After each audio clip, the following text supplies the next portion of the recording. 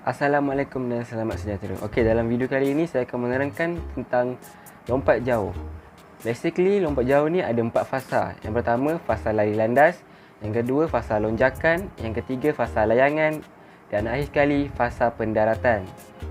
Fasa pertama ialah lari landas. Lari landas ada 2 kaedah. Yang pertama, kaedah check mark. Kita cari poin yang sesuai untuk kita mula. Okey, kaedah yang kedua ialah mencari konsentrasi dari papan pelepas.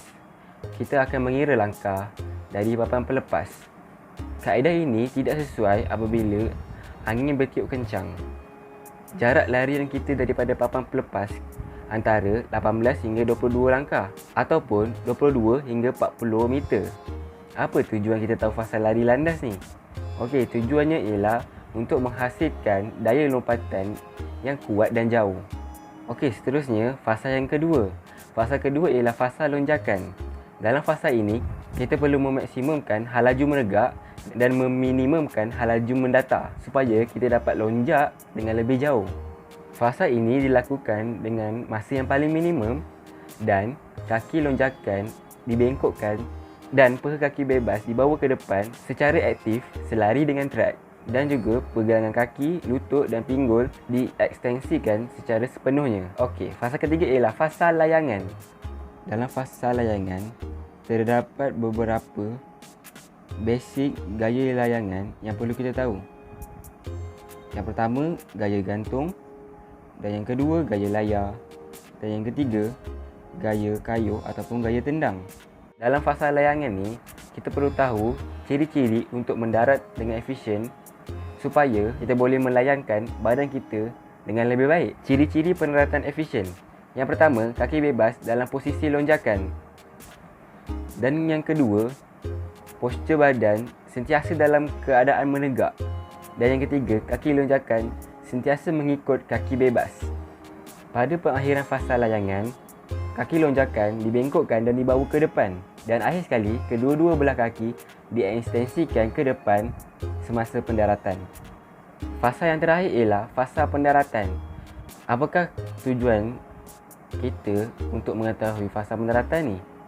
Okey, tujuannya ialah untuk memaksimumkan jarak lompatan kita. Bagaimana kita nak memaksimumkan jarak lompatan kita? Kita perlu tahu cara-cara supaya kita boleh memaksimumkan jarak lompatan kita. Ianya ada 4.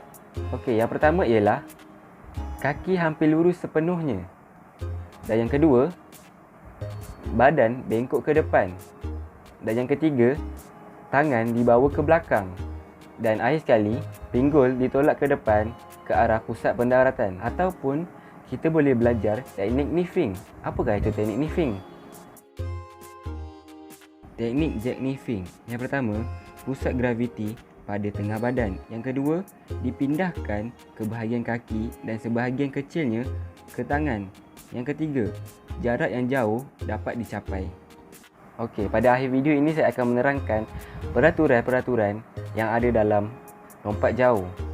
Okey, pertama sekali, atlet boleh melompat hanya 3 atau ke 6 kali.